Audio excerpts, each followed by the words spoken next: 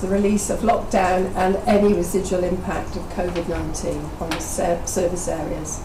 Members, you are asked to note and agree the recommendations in section 2 of the report. Thank you, Councillor Evans. Is there a second to that report? Thank you, Councillor Reynolds. Is there any comments on the report? Cabinet first. No? Councillor, if you could see me down there, Bill. No.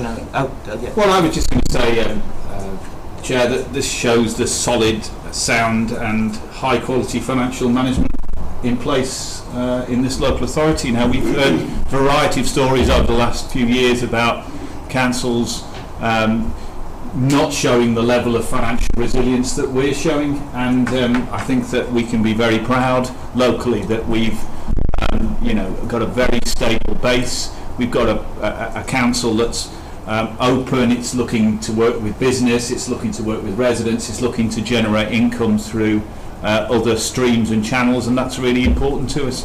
So I just think it's a really positive assessment, really. I mean, if you'd have said to us at the start of COVID that we'd be in a positive position by this stage in terms of our overall budget, when I say a positive position, that we would be in a stable position, then you would have been quite surprised, really. And that's been a mix of two things, and before the opposition members say it, I'll say it. It's been a mix of our creative work as a council and support from the government through some of the grant programmes. And let's not be churlish. This has been an effort, collective effort, to try and get us through this period, and that's really positive. Thank you. Caroline. Thank you. Yeah, I think just to note one of the recommendations, obviously, around the increase in the councillors' pride fund, and I think that's a really helpful thing. And I think again it also builds on our whole approach as a cooperative council, because actually there's quite small amounts of money that as ward members were able to invest in and support our local community groups through that grant fund makes a massive difference, and that's really what we're all about as a cooperative council. So looking at the award there and sort of seeing that actually borne out in the reports that we'll discuss this morning, I just wanted to sort of reflect on that, because I think that's a really welcome change. Yes, I don't want to cast a negative light on this, because it is a positive report for us, and as David Wright says, it reflects the good management of our finances on this county, in this authority. But on the other hand, there are the huge uncertainties going forward, which this paper points out, not least the adult social care green paper, the new homes bonus, the fact that we still don't have certainty going forward in terms of the spending review beyond a year. All those things make it extremely difficult for us to plan and plot a way forward. But trying to finish positively in what I'm saying, we are managing that, and we have managed that, I think, better than most. Thank you. Thank you. Exactly what some of my colleagues have already said, and I think when we put this in light of the £130 million worth of cuts that we've already had, it's amazing we have got such strong financial management, and for that I cannot but thank the staff, because I know Ken and all his team have worked really hard together with the cabinet member for resources to ensure we are in this position. So I just think it's absolutely excellent. And we've done this and ensured that our services to our residents, we've continued to support them. And to me, one of the things that's central, very similar to what Councillor Healy said, is it's considering the residents. And we've ensured that our adult services, although it's under extreme pressure and we're not getting that financial forward support and forecasting, we are ensuring that adult social care and our children's services are continually invested in by this authority, that we actually put together at the heart of everything we do. It's continuing our pride, and it's continuing with our Protect, Care and Invest. And I've already allocated some of my pride money. I was really delighted it went up to that. I've got residents who have got things that are really important to them, and the fact that we can do that locally with an importance of place, I think is one of the things as a cooperative council that's really, really important. So I think it's an excellent report. Thank you, Councillor Evans. Right, over to Councillor Tomlinson, all the way down there. Yeah, I echo all those positive words of what the council's done in balancing its books. But as far as my memory can go, coming to these meetings, it's been the same. It comes July, we have the first monitoring report, and we're overspending or potentially looking to overspend on adult and children's social services. Now, this is by no means a criticism of the local authority, it's not, because needs must, and that money needs to be spent to protect and look after those vulnerable adults and vulnerable children. And I welcome the fact we're doing that. But I think once this pandemic is over, and hopefully it'll be over soon, then the government really needs to focus on looking to fund properly all local authorities, not just us, because every local authority in the country is in the same position, to properly fund adult and children's social services, and not just leave it for the local taxpayer to have to pick up the bill. Thank you. Councillor Nolan. Well, I'll echo a lot of those comments as well, and I find myself agreeing with Councillor Wright over there that this is an instance where we have done a good job, but without the government support it would have been extremely difficult, because everything was locked down last year. We couldn't have raised income, and there was very little anybody could do in the circumstances. So it's absolutely right that the government came forward with that emergency response funding. That covered the gap in the short term, gave everybody the breathing space to figure out what was going on in the world and come up with a solution. And I know where Councillor Tomlinson is coming from. There's a lot of things like adults there, that white paper that's been coming for ages. Hopefully that will now come through, but at least for the moment this is the right situation, and it is good work by the officers, and I have to agree that that is good at the present time. Thank you. Thank you. So all positive comments there. So it's been moved and seconded. All those in favour? So we'll go on to our next item, Pride in our High Streets. Councillor David Wright's presenting this in the absence of Councillor Cart. Thank you, Chair. Pride in our High Street's entering its 7th year, and it was launched in 2015 by your good self, Chair, and Councillor Davis, the Leader of the Council, in front of the Iron Bridge. And you invited local retail businesses across our borough high streets to bid into a £1 million pot initially to support them and their aims to attract inward investment. And more than 50 businesses applied, and the scheme obviously was oversubscribed. And out of that outstanding start, Pride in Your High Street has developed now into one of the most nationally recognised models of best practice in terms of investing in our high streets. Phase 2 of the scheme again saw some notable achievements: a visible and lasting impact on the high street, 30 empty retail premises brought back into use, creating more than 100 local high street jobs to date, and there are many more that have obviously been created in the supply chain that are linked to those businesses that are difficult to track, but they're jobs that are secured through this investment too. The property facade grant scheme has seen property facades of over 50 businesses upgraded across the town, and this in turn has levered in nearly £1.5 million worth of private sector investment, and this is about generating a partnership again between public sector investment leading and matching up and levering in private sector investment. And there are tangible examples now of rows of shops being purchased and renovated by the private sector and through private sector money on the back of this scheme, and on the back of public sector finance, which has triggered wider investment activity. We've seen grant offers supporting high streets bounce back during COVID, of course, with the introduction of diversification grants and start-up grants across every high street in Telford and Wrekin, and we have seen new businesses opening because of the support we've been offering, and these have ranged from florists, toy shops, bakers, music shops, street food, cycle shops, delis, dance and martial arts studios. So a whole range of businesses receiving support from us. And look, let's not kid ourselves, the high street faces significant challenges. There's a changing dynamic in the way that people shop. There's a changing dynamic in terms of confidence about getting back into the high street, and we're trying to ensure that we are building confidence in our high street settings and encouraging local people to go and visit and shop locally, and it's really, really important. Where start-up trial grants have enabled new businesses to trial their ideas through this programme, and that's breathed new life into indoor markets, particularly in Wellington, and we've also seen investment in Newport. Now, there is a question about sustainability, and this programme needs to be invested in for the long term. The Young High Street Challenge has been a fantastic element of the programme. We've engaged with over 1,000 young people across Telford and Wrekin, inspiring them hopefully to take an interest in entrepreneurship as a future career. This has seen the development of the Retro Shack in Wellington. This is a business delivered by Wrekin College, where young people can go and learn about business in an actual high street business environment, and this has remained trading throughout the COVID period when it was able to do so. So that's really, really positive, and in educating young people about entrepreneurship.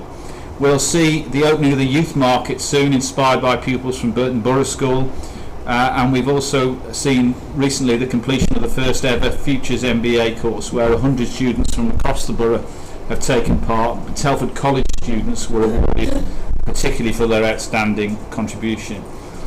Finally, there's several other initiatives which are noteworthy, including a comprehensive events programme, our new TLC app which we're about to launch, and a business directory we developed with over 100 local high street businesses. Now, this report sets out a creative and ambitious blueprint for the delivery of the third programme phase. This will see £4.8 million invested over the next 2 years, with an initial funding package of £2.5 million to be invested in 2021-22. And this was included in the budget that was passed in March this year. This was a budget opposed by the opposition, so this scheme wouldn't run under a Conservative administration because they wouldn't have the money to deliver it. So if you're going down your high street this weekend, just remember that. Phase 3 will see the continuation of our successful initiatives, the Revive and Thrive grant programme, with our investment priorities kept under review to look at changing demand and need throughout our post-COVID recovery period. We'll complete our property facade improvement programme, delivering a total of 100 premises which have been transformed, and Young High Street Challenge 2 will start in September, replicating the success of the first programme. And high street marketing and promotion will be ramped up under the Loyal to Local banner, and that will continue borough-wide. Now, new initiatives that we'll be delivering across borough towns will tailor our support, so place plans, further grant and voucher schemes, the creation of inspiring environments and leisure opportunities, green high streets through eco-friendly initiatives, and welcoming and safe high streets, and we'll also, as I've said, be engaging young people in regeneration. We'll also be linking in through Wellington and Open Gates to investments in the town investment programme, the Towns Fund. So that's really positive news for those communities too. We are going to try and recognise through this programme the exceptional businesses that we have locally. There'll be a new scheme design about welcoming you to a safe high street in terms of promoting our local centres, and this coming weekend there are a whole range of activities taking place across our borough towns to encourage people to come back in, celebrate the high street and enjoy the local environment. So this is part of our wider programme. It's a continuation of the biggest investment into our local high streets for generations. It's about our ongoing commitment to ensure every one of them continues to revive and thrive. We're also conscious there are smaller local centres that aren't designated as borough high street centres, and we want to make sure that they're included in programmes too. So we will be attempting to be flexible and look at businesses in those areas too. So this is a really comprehensive report. It shows a whole raft of work going on right across the council's corporate agenda. It's led very, very ably by a really good team, Kathleen Mulholland, Catherine Kynaston, Joy McGowan. In particular, I'd like to thank for the work that they've been doing on this programme, and I move the recommendations, Chair. Thank you, David. Is there a second for the recommendations? Almost loads. Councillor Shirley Reynolds has seconded that then. I want to speak on this. I'm sure there's quite a few, being all the high streets. Carolyn. Yeah, I don't mind admitting actually that I wasn't a councillor then. I was a parish councillor when this scheme started, and I was sceptical, and I thought, why is the council putting money into things that in many respects the private sector should do for themselves? And I thought, well, I'm just not so sure about this at all. But I have to say I was wrong, and I don't mind admitting that. In my own ward, it's had a transformative effect on the high street. It's just the facade scheme has completely lifted the feel of the place. We've had new businesses open up in units that were empty. We've got a full high street now. We don't have empty units. We've got thriving businesses, and then more importantly, it's helped encourage that diversification and creating an experience, because that's what our high streets need to be. And then people will do their shopping online more often now. What they want to do is go to the high streets and have an experience. And through this fund, we've actually created that. We've created real vibrancy and fun, and that's what this should be about. And as I say, I can only speak from my own experience in my own ward. It has been, I said transformative. It's been brilliant. So yeah, I was wrong. I admit it, and I welcome the fact that we're continuing with this project. Councillor Reynolds. Thank you, Chair. Very similar. I think this is a fantastic scheme. Slightly different than my colleague. I didn't think it was wrong from the very beginning. I was part of the administration. I really felt that we needed it. And I say, looking at my own market town of Open Gates, I know the difference and the impact this has made. And it's been on many, many levels. It has been about renewing those facades for those existing businesses. So we've got lots of residents who are really helping support them extend their business. But also, it's brought a lot of new businesses and investment into.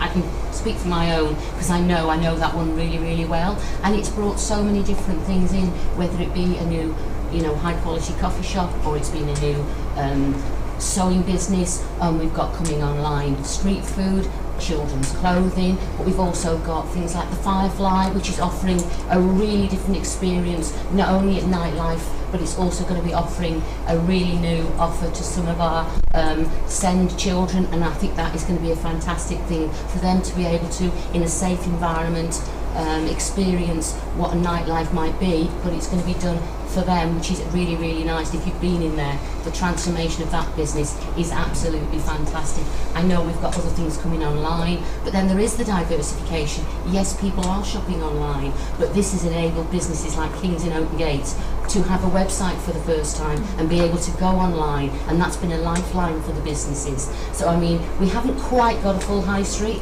but we've got very, very few shops that are empty in Open Gates, and it is putting a real emphasis on it. So I hope everybody who lives in the area does come on Saturday. I'll put a quick plug in for the Wakes Fair, but the feel in the town is really, really good, and traders are very positive, and they know they're supported, and it really does, it just totally in line with our Protect, Care and Invest, building a better borough, and I think it's a fantastic scheme. So seeing how it's evolved over the next 10 years, I just hope as administration we can continue to do this, because it's about making our high streets different. We are not going to go with the normal retail we've had for the last 10 years. We need to enable our residents and our businesses to do something different, offer something different, so people come into our high streets and continue to go there for an experience, which is what I think Councillor Healy said. That is what it's got to be about, and it's fantastic. It's a wonderful scheme, and I hope we continue with it. Fully supported. Thank you, Councillor Reynolds. Councillor Watley.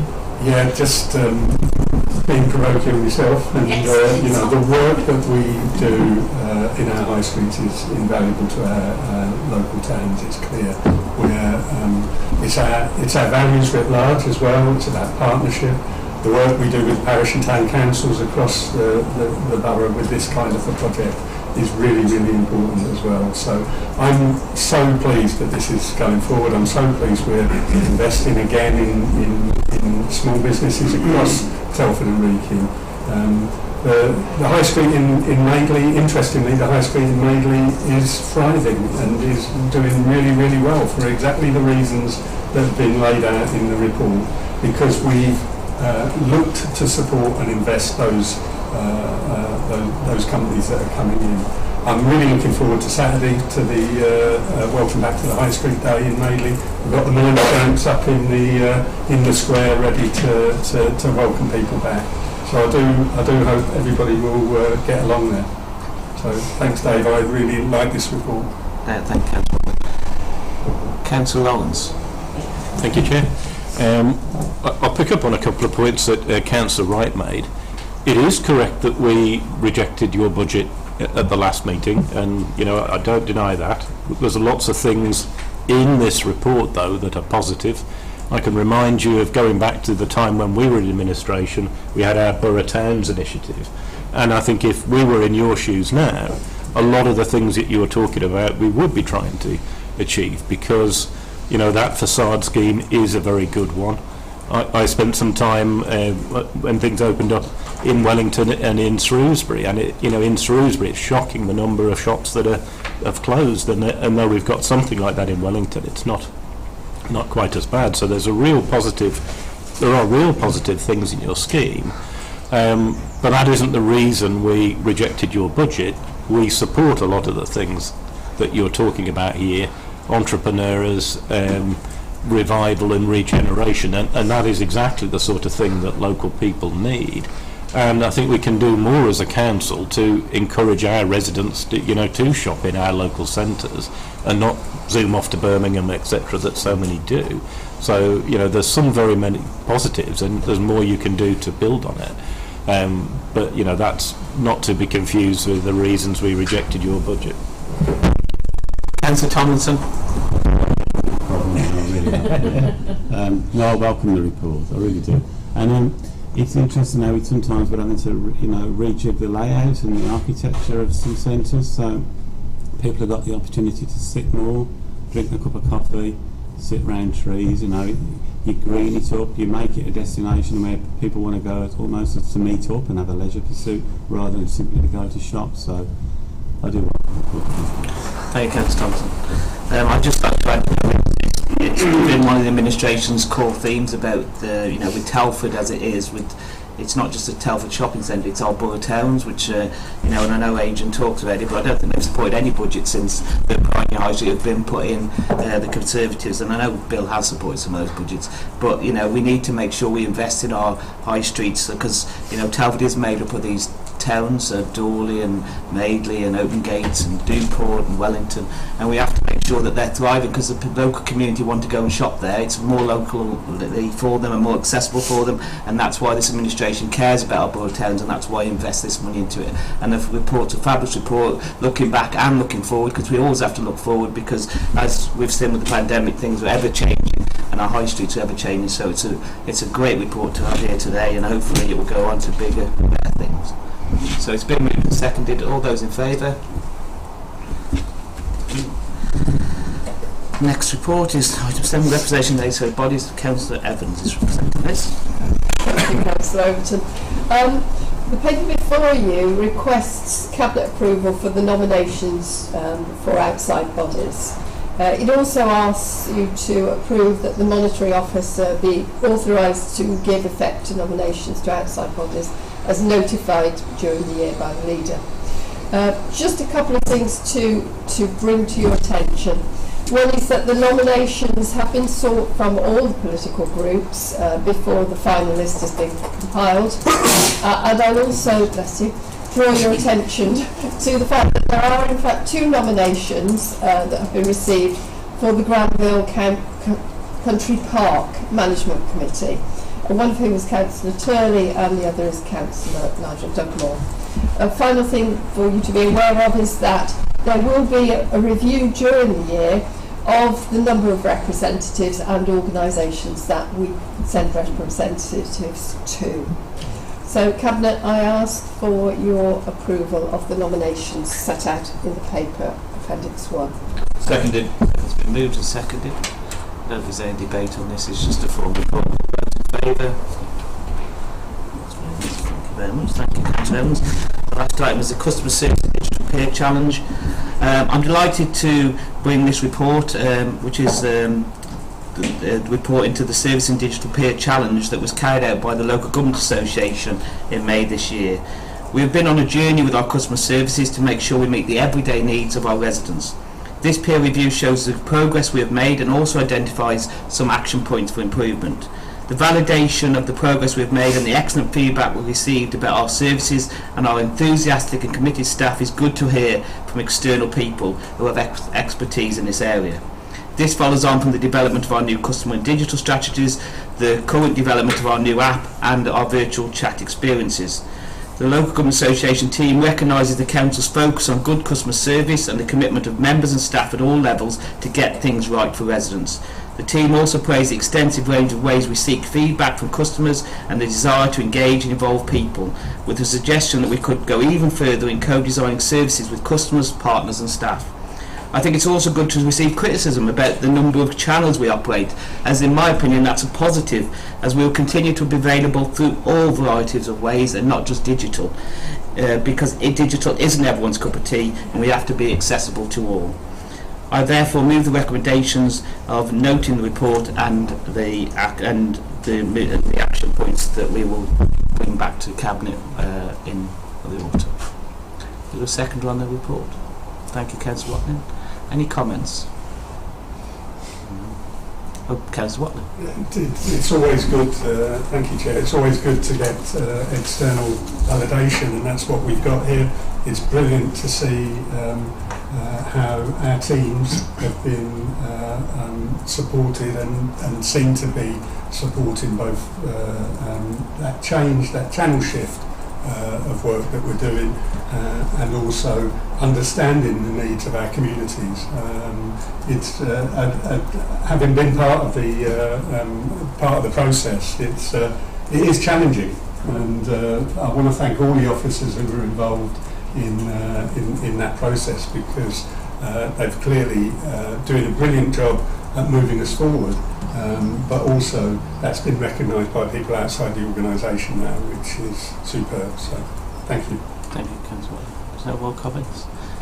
Oh, Councillor Reynolds. That's just a quick one, really. That's just building on what's just been said. I mean, it's an excellent report, and it is really, really good to get that external validation. But to me, it was the customer feedback that really was the important, really, because it's how our residents feel about us. And when you're getting 82% of the residents, you know, straight away saying that staff were really helpful, I mean, that is just sort of a fantastic figure. And you know, and it's like nearly, was it 90% was, you know, going on about the how they visit us on our website, they could access us from anywhere. And yes, we did get a comment about the many channels, but to me, that is about us being inclusive. We do need to have those different channels. And so, even though it is a negative, I see that as actually a positive, because we've got to make sure that we've got that inclusivity for every resident, because not everybody's got access to the internet, not everybody feels comfortable going on an app. So some people do want to pick up the phone, they do want to go in the library and fill out a form. So the fact we've got all those things, I think we should personally take as a positive. Go through and see if there's anything we can work smarter and better. But I think the actual customer feedback is where I would like us to concentrate on, because I think what our residents feel and the service that they are receiving, to me, is the most important. Thank you. Councillor Kalia. Yeah, thanks, Richard. Yeah, I welcome this report. I think it was a really interesting process to go through. I'd never been involved in a peer challenge before, so for me it was a really interesting process.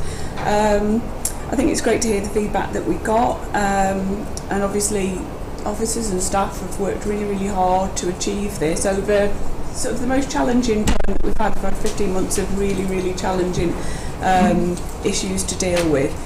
But I think, yeah, it's always good to get that sort of level of scrutiny, and people coming in and looking at what you're doing and telling you whether they think you're doing the right things, and pointing out the things that you can do better, because I think for me, it's similar to when we had the resident survey. We got really, really good feedback, but I'm always interested in that few percent that we didn't get. What can we make better? What can we bring forward? And what can we always look to improve? So it's really good. So it's a well done to the officers and staff. Thank you. Councillor Lawrence. Thank you. Yeah, there's lots of positives in this report. One thing I'd like to just chip in though is in things like websites, it's not always the the end user's experience that's worth taking on board. Sometimes there are people who are experts at what are called user experiences, and they can show you ways to change things that make it more engaging and better. And I think one of our weaknesses has been that we've taken the feedback understandably from our customers and users, but they aren't necessarily the people who can help make that experience better, because there are professionals who just focus on user experiences in the digital way. So I'd suggest that that's something that can be looked at as a discrete exercise, and that may then improve the whole experience for everybody. Thank you, Okay, report's been moved and seconded. All in favour? That's the last item, so I'll close the Cabinet and thank you for your attendance.